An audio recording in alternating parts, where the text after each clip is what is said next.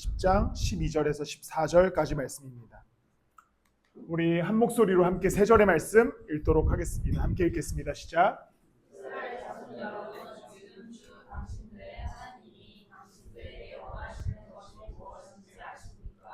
주 당신들의 하나님을 경외하며 그를 사랑하며 마음을 다하고 정성을 다하여 하나님을 섬기며 당신들이 행복하게 살도록 내가 오늘 당신들에게 명하는 주 당신들의 하나님의 명령과 규례를 지키는 일이 아니겠습니까? 그렇습니다. 하늘과 하늘 위의 하늘, 땅과 땅 위의 모든 것이 다 주 당신들의 하나님의 것입니다. 아멘. 우리는 신명기 말씀을 오늘로서 3번째로 함께 보게 됩니다. 첫 번째 주에는 신명기의 배경을 통해서 하나님의 은혜를 나눴었고요. 두 번째 주는 신명기의 전체적인 주제에 관하여서 우리가 함께 나눴었습니다.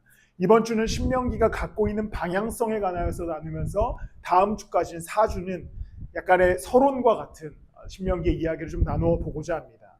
함께 우리가 읽고 싶었던 이야기는 8장부터 10장까지의 내용인데요. 사실 신명기의 주제는 계속해서 동일합니다.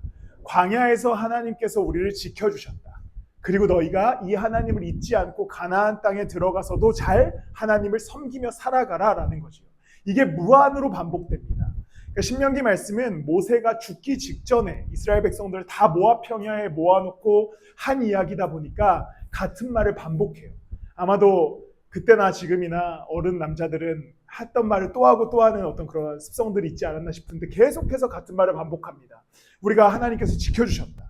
이 가나안 땅으로 들어가서 하나님을 섬기는 백성이 되라. 그러면 하나님께서 끝까지 지켜주시고 보호해 주실 것이다라는 이야기를 무한하게 반복하게 됩니다. 특별히 그 신뢰하는 삶이 오늘 우리가 함께 읽었던 10장 말씀에서 이야기하는 것처럼 우리를 행복하게 하는 방법이다라고 이야기하는 것이지요. 그래서 오늘 우리가 함께 나눌 말씀은 우리의 행복을 위한 하나님의 말씀, 예수 따름에 관한 이야기를 좀 나누어 보고자 합니다. 이스라엘 백성들을 광야에서 보내셔서 그곳에서 훈련시키셨다라는 이야기를 8장에서 하게 됩니다. 이스라엘 백성들이 광야에 있었던 이유는 하나님께서 너희들을 훈련시키기 위함이야 라고 이야기를 하면서 하나의 이야기를 하시게 되는데 8장 3절 말씀입니다. 우리 8장 3절 말씀 함께 읽도록 하겠습니다. 시작.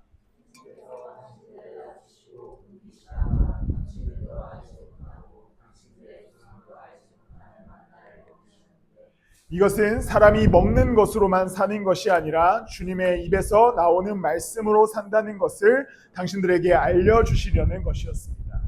이걸 누가 나중에 인용하시죠? 예수님, 다 알고 계시죠? 이제 이렇게 얘기합니다. 주님께서 광야에서 당신들을 낮추시고 굶기셨다. 근데 당신들한테 하나님께서 무엇을 주셨다고 얘기합니까? 만나를 주셨다라고 얘기하죠. 이스라엘 백성들에게 하나님께서 만나를 주십니다. 음식을 주셔요.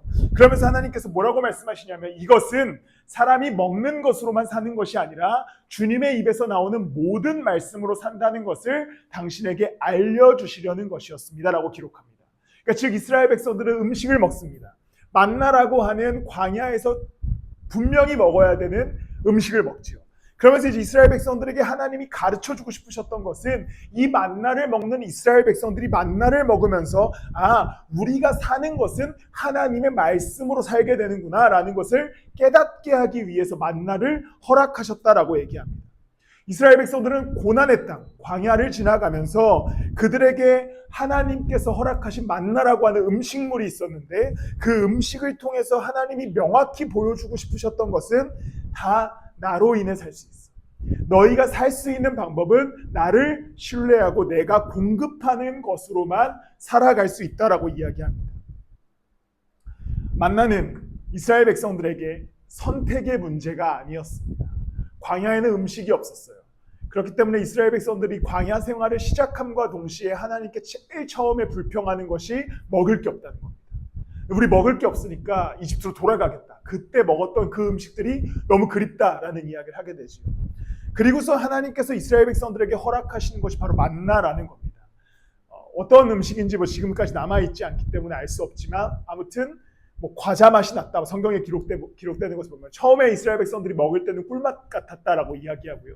이것을 매일 먹다 보니까 나중에는 기름 맛이 나는 과자다라고 이야기하는 이스라엘 백성들의 모습도 볼 수 있습니다. 어쨌든 이 만나라고 하는 것은 필수품이죠. 만나는 선택의 문제가 아니었습니다. 이스라엘 백성들이 광야 생활을 하면서 오늘은 만나 먹어야겠다. 내일은 만나 안 먹어야겠다. 내일은 뭐 다른 거 먹어야겠다. 이럴 수가 없었습니다. 광야에는 만나와 메추라기 외에는 어떠한 음식도 존재하지 않았어요. 그러니까 즉 이스라엘 백성들에게 만나라고 하는 것은 우리가 지금 현대사회에서 다양한 음식 중에 하나를 취사 선택해서 먹는 개념이 아니었죠. 그들이 먹고 살려면, 그들이 죽지 않으려면 무조건적으로 선택해야 했던 것이 만나였습니다. 그러니까 이스라엘 백성들이 매일 만나를 먹으면서 그들이 깨닫는 것이 무엇이냐면 우리의 삶은 하나님의 말씀으로만 살 수 있구나라는 것을 깨닫게 되는 거죠. 이 만나를 공급하시는 하나님, 만나를 매일 아침 새벽에 이슬처럼 내려주시는 그 하나님을 보면서 이스라엘 백성들은 하나님이 정말 살아계시고 우리를 먹이시는구나라는 것을 깨닫게 됩니다. 우리의 삶도 이 하나님을 기억해야 되는 것이죠. 하나님이 우리에게 오셔서 너희들이 말씀으로만 살아야 된다. 예수 그리스도도 이 말씀을 똑같이 인용하시면서 사람이 떡으로만 살 수 없고 하나님의 말씀으로 산다라고 이야기하면은 만나와 같은 가치를 적용시키는 겁니다. 다시 앞으로 돌아가면 취사 선택하라고 말씀을 주시는 게 아니라는 겁니다. 만나라고 하는 것은 이스라엘 백성들이 죽지 않으려면 먹어야 했던 유일한 생존 식량이었어요. 근데 우리에게 하나님께서 나타나셔서 똑같이 말씀하시는 것이 만나를 먹어라 라고 하면은 우리가 그분의 말씀과 예수 그리스도 없이는 살 수 없음에 대한 반증입니다. 그렇기 때문에 우리는 이제 요한복음 6장 말씀이 굉장히 중요한데요. 48절부터 54절까지 우리가 51절까지 한 목소리로 한번 읽어보도록 하겠습니다. 함께 읽겠습니다. 시작.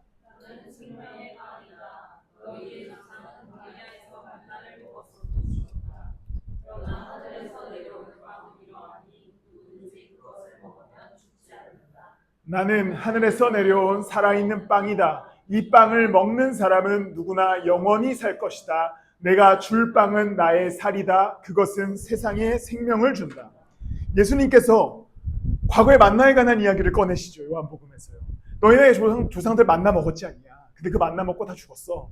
그런데 내가 생명의 빵으로 이 땅 가운데 왔다라고 말씀하는 것이죠.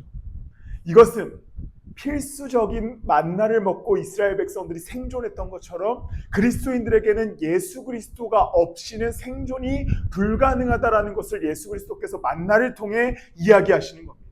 즉 그리스도인들에게 필수적인 생존 식량은 예수 그리스도시고 그분의 십자가라는 것을 예수님께서 말씀하시는 것이죠. 우리가 예수님을 따르는 것이 물리적으로 생각해 봤을 때 따르지 않는 것보다 어렵습니다. 그러니까 무슨 말이냐면 예수님을 따르지 않는 게 훨씬 편해요. 그러니까 비교해 봤을 때 단순한 비교지만 성경을 읽는 것보다 성경을 읽지 않는 게 더 편하죠. 당연한 겁니다. 물리적으로요. 교회 모임에 예배에 참여하는 것보다 참여하지 않는 것이 더 편합니다. 당연하죠. 우리의 믿음을 누군가에게 증명하는 것보다 증명하지 않는 것이 훨씬 편합니다. 우리가 누군가에게 예수 그리스도의 복음을 전하는 것보다 전하지 않는 것이 훨씬 편하죠. 다 공감하시지 않습니까? 당연히 예수 따름보다 따르지 않는 것이 편해요. 육체적으로 편하고 심리적으로 편하고 다 편합니다.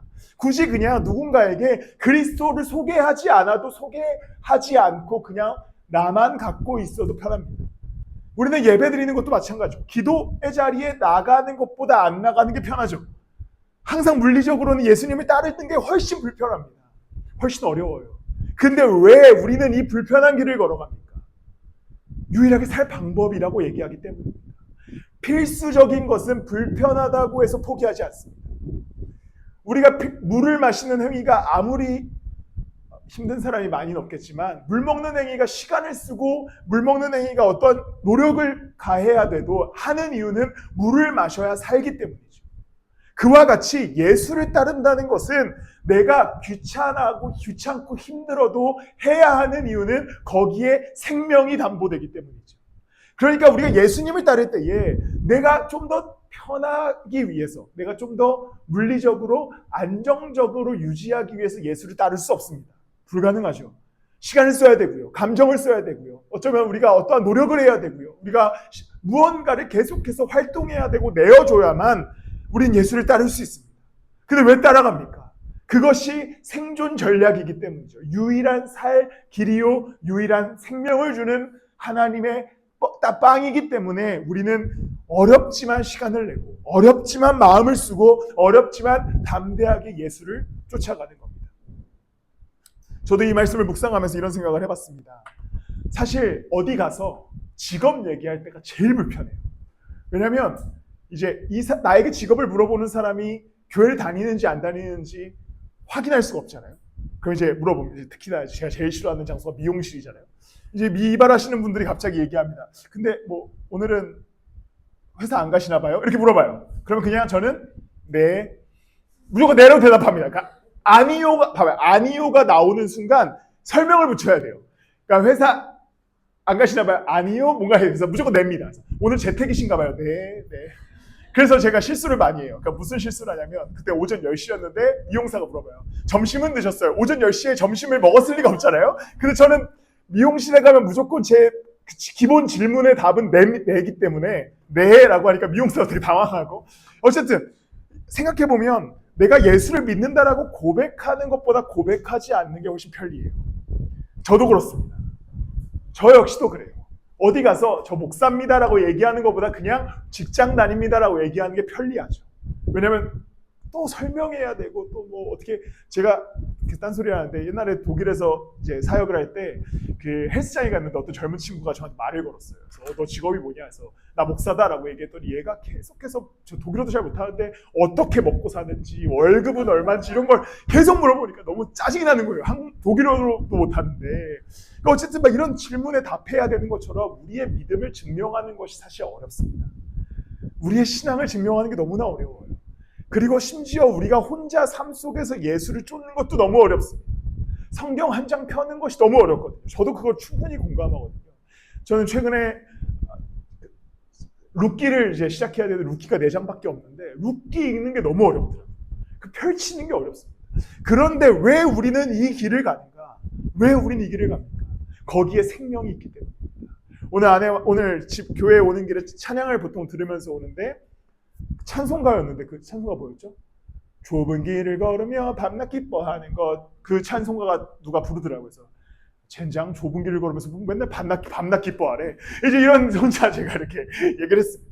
아니 뭐 좁은 길을 걸으면서 어떻게 밤낮 기뻐하라 그러냐. 너무한 거 아니냐. 예수 따름이 그렇습니다. 좁은 길을 걸으래요. 그리스도를 따르래요. 어렵게 예배드리래요. 찬양하래요. 기도하래요. 말씀을 그래요. 뭐 요구하는 게 그렇게 많습니다. 그런데 우리가 밥 먹는 것을 스킵하지 않는 것처럼 예수 따르면 그 수고와 노력이 필요하고 그 이유는 거기에 살아있는 생명, 그 하나님의 말씀이 우리에게 빵으로 주어졌기 때문입니다. 그리스도께서 이 땅 가운데 직접 빵이 되어 오셨고 그 빵이신 말씀을 먹는 자들에게 영원한 생명을 주겠다고 약속합니다. 사마리아 여인에게 얘기하듯이 내가 나를 마시면 영원히 목마르지 않겠다라고 하는 목마름을 해결하여 주시지요.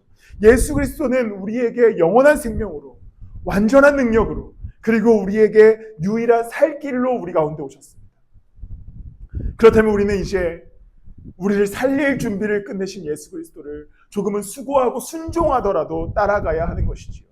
하나님께서는 이스라엘 백성들을 광야에서 이미 살릴 준비를 끝내신 거예요. 그들을 죽이려고 광야로 내모시지 않으셨습니다. 어떻게 얘네들을 살려서 훈련시켜서 가나안 땅이라고 하는 하나님 나라를 허락해 줄까라고 하는 그 과정 속에서 이스라엘 백성들을 훈련시켜 나갑니다. 그런데 하나님께서 그들을 먹이시고 살리기 위해 만나를 보내시고 메추라기를 보내시고 물을 내어주시는 것이죠. 그와 마찬가지로 하나님께서는 우리를 살릴 준비를 마치시기 위해 예수 그리스도를 이 땅 가운데 보내셨습니다.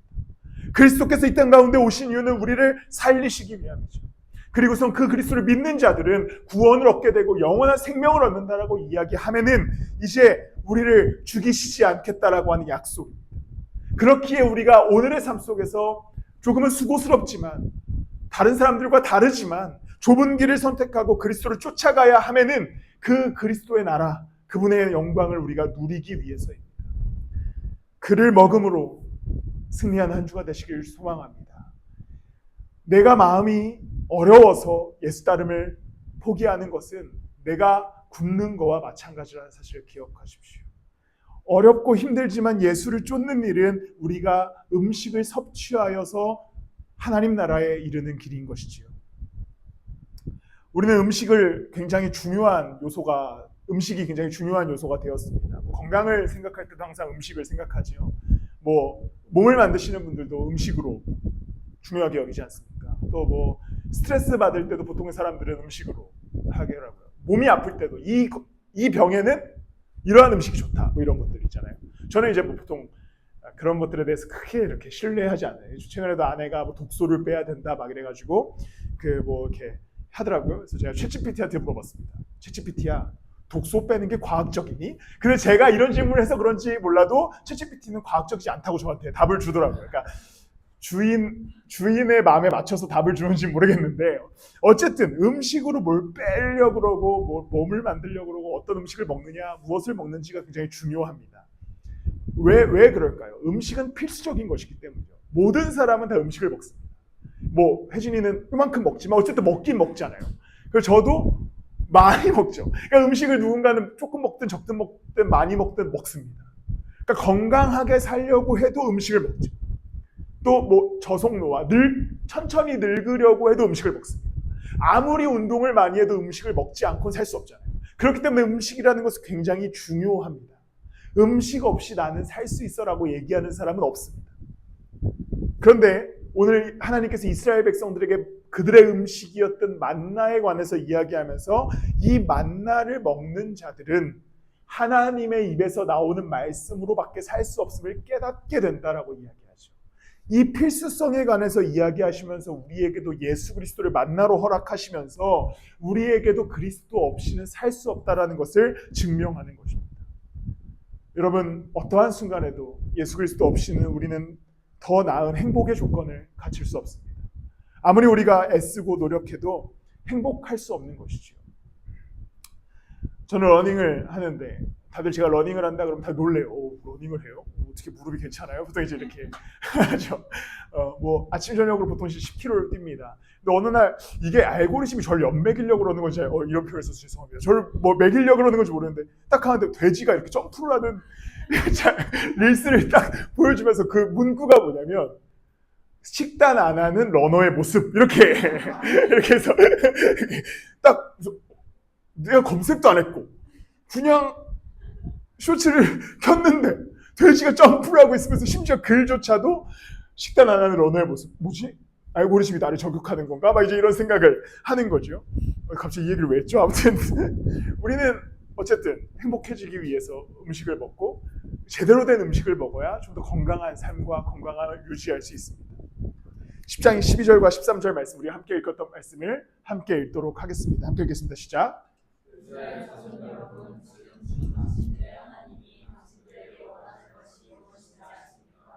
주 당신들의 하나님을 경외하며 그의 모든 길을 따르며 그를 사랑하며 마음을 다하고 정성을 다하여 주 당신들의 하나님을 섬기며 당신들이 행복하게 살도록 내가 오늘 당신들에게 명하는 주 당신들의 하나님의 명령과 규례를.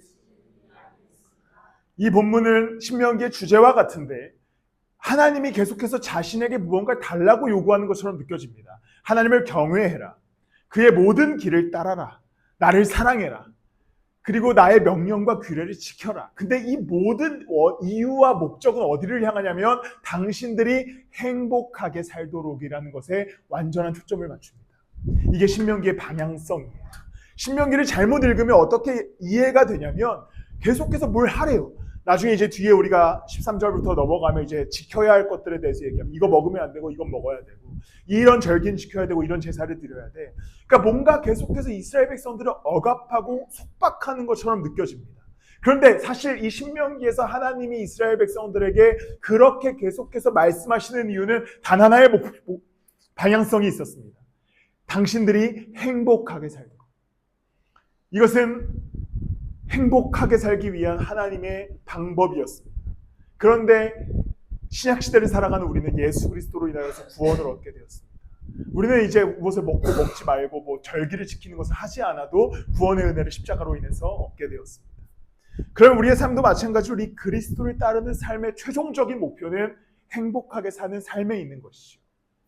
이 행복이라고 하는 단어는 히브리어 단어로 토브라고 하는 단어를 사용합니다. 그런데 이것은 단순히 우리가 어떠한 순간에 느끼는 감정적인 행복을 의미하는 단어가 아닙니다. 히브리어에서 이 토브라고 하는 단어는 물리적인 공간에서의 풍요로움이라는 뜻을 갖고 있습니다. 그러니까 어떤 감정적인 행복을 넘어서 어딘가를 내가 물리적인 공간을 살아갈 때에 예수 그리스도께서 그 안에서 역사하셔서 나에게 풍요로움, 어떤 물질적 풍요로움이 아니라 그곳에서 그리스도가 나를 채우시는 풍요로움, 말씀으로 채우시는 풍요로움, 성령의 도우심이 있는 풍요로움, 그리고 나를 인도하시는 풍요로움이 행복이라고 하는 단어를 사용하는 것이죠. 그리스도께서는 우리를 행복하게 하실 준비를 끝내셨습니다. 십자가에 달리셨기 때문이죠. 그리고 나서 이제 우리의 삶의 걸음 속에서 그것이 어떤 물리적인 공간, 직장이든 가정이든 혹은 어떤 길거리든 어디서든지 그곳에서 그리스도께서 우리를 풍요롭게 은혜를 주시기 위해 준비를 마치셨습니다. 우리가 그분 앞에 나아간다면, 우리가 그분의 말씀과 예배와 기도의 자리에 나아간다면 그 풍요로움 안에서 우리를 행복하게 만들어 주실 줄을 믿습니다. 그리스도는 우리를 너무나 사랑하시기 때문이지요. 신명기 10장 15절 말씀을 제가 대신해서 읽어드리면, 그런데 주님께서는 오직 당신들의 조상에게만 마음을 쏟아 사랑하셨으며 많은 백성 가운데서도 그들의 자손인 당신들만을 오늘 이처럼 택하신 것입니다. 하나님의 섭리는 이스라엘 백성들에게 그냥 온 마음을 쏟아 사랑하셨다라고 기록합니다. 그리고 이제 그리스도의 시대를 살아가는 우리는 그 십자가 위에 달리신 예수 그리스도께서 세상을 이처럼 사랑하신 하나님의 섭리와 계획 속에서 우리를 마음을 쏟아 사랑하시고 구원하여 주신 것이지. 그리고 이 마음을 쏟는 하나님의 사랑은 물리적인 우리의 삶의 공간에서 여전히 살아서 역사하고 계신 것입니다. 그냥 단순히 예배 자리에 나와서 마음에 오늘 좋았어 라고 끝나는 수준이 아니라 내가 살아가는 모든 물리적인 공간에서 그리스도는 사랑으로 역사하여 주시고 내가 그분께 나아갈 때에 그가 그곳에서 일하시고 우리 가운데 이 풍요로움, 이 풍성함을 허락해 주시는 것이죠. 하나님 믿으면 참 좋습니다. 하나님 믿으면 너무 행복합니다. 이런 이야기를 하기도 사실 민망해요. 왜냐하면 너무나 뻔한 얘기지 않습니까? 사실 믿음이 없는 분들은 아유 또 저 소리 하는구나.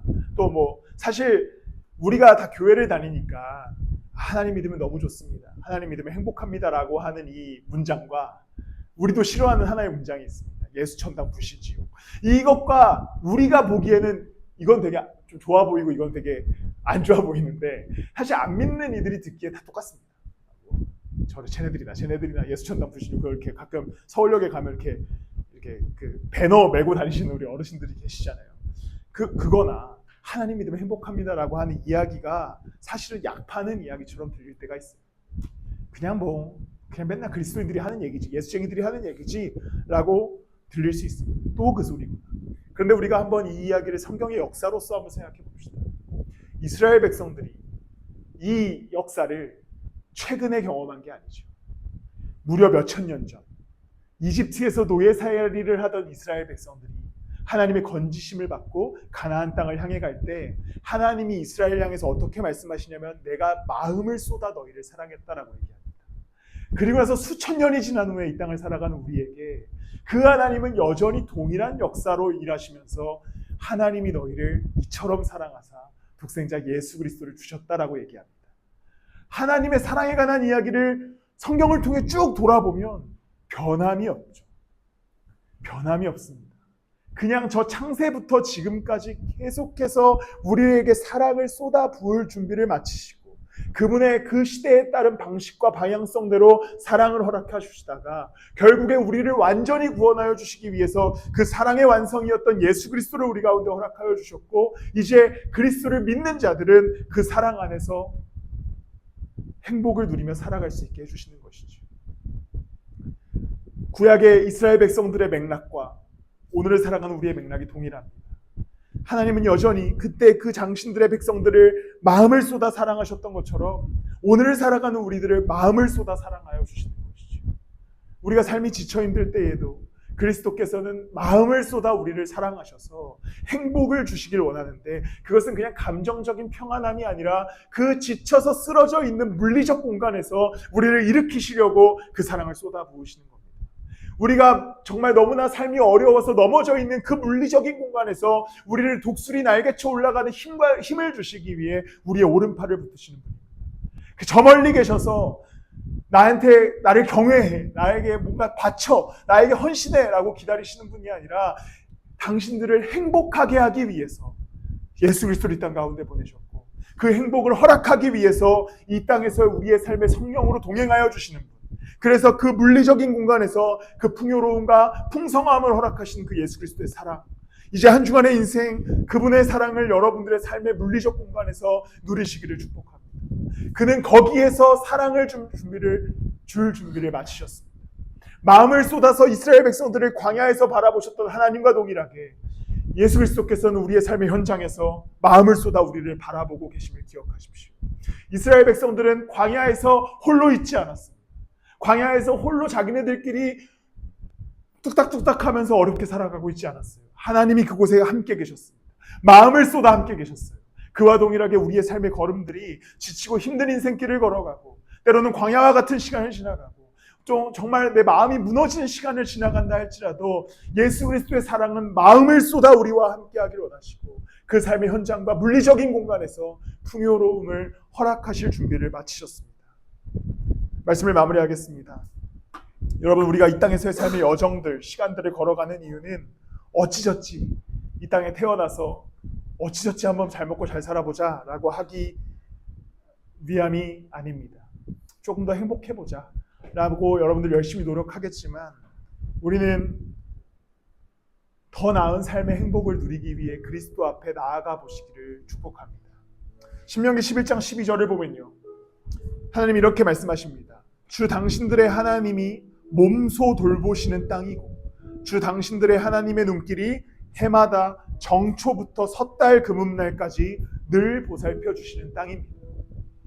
제가 이것을 예수 그리스도의 십자가에 관한 이야기로 좀 바꿔봤습니다. 주 당신들의 그리스도가 몸소 사신 삶이며, 주 당신들의 그리스도가 영원히 지키시며, 해마다 정초부터 섣달 금음날까지 늘 보살펴 주시는 여러분의 인생입니다. 하나님이 이스라엘을 너무나 사랑하셔서 몸소 돌보실 땅 가나안을 허락하셨습니다. 예수 그리스도께서 우리를 너무나 사랑하셔서 이제 몸소 돌보실 우리의 인생을 허락하여 주셨습니다. 이 사랑 안에서 우리의 행복이 시작되었음을 기억하십시오. 우리의 삶의 모든 걸음, 모든 순간 가장 큰 행복을 준비하신 그리스도를 믿는 믿음 안에서 수고해 보십시오. 예배드리는 수고, 기도하는 수고, 말씀을 읽는 수고, 하나님을 찾는 수고, 공동체를 이루는 수고를 한번 해보십시오. 풍성의 주 예수 그리스도께서 우리를 위로하여 주실 줄 믿습니다. 지치고 힘든 그 삶의 순간들, 직장에서의 시간들, 가정에서의 순간들, 걸음의 모든 시간들, 미래를 염려하고 걱정하는 모든 시간들 가운데 십자가 앞에 나아가 보십시오. 몸소 우리를 위해 십자가에 달리신 그리스도가 여전히 동일하신 사랑으로 우리를 일으켜 주실 줄을 믿습니다. 세워 주실 줄을 믿습니다. 우리 함께 기도하실 때에, 주님, 우리가 오늘도 참 지치고 힘든 하루를 걸어왔으나, 한 주간을 살아